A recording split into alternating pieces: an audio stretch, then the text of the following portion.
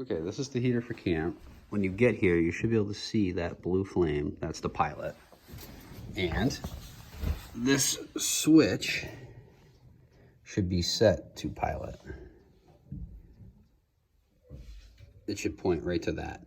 So if it's not, and say it's on off, when you get here, you're gonna have to turn this on. So you can see right now it's on off, there's no pilot.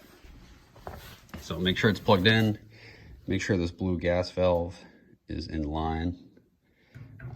That means the gas is off. That means it's on.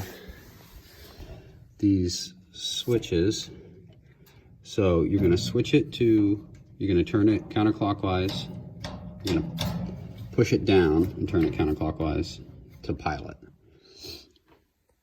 And then what you're gonna have to do is, while holding it down, turn it back clockwise to ignition and then spin it counterclockwise to pilot, and it's gonna click.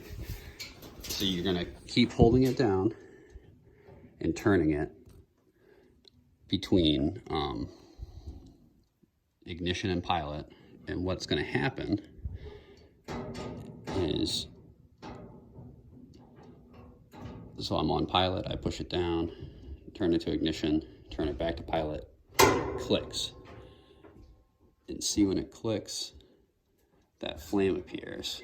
So it may take more than one try. So I'm going to turn it off. So it's on off. Turn it to pilot, push it down, turn it clockwise to ignition. And then when I turn it back counterclockwise, a spark jumps and the pilot lights. Now in that pilot lights, you have to keep holding it down so the gas flows, and you have to hold it down for 60 seconds.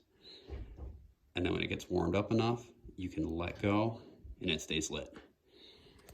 So then if you want to turn the heat on, you just turn this all the way to on. This adjusts your temperature, so you turn your temperature up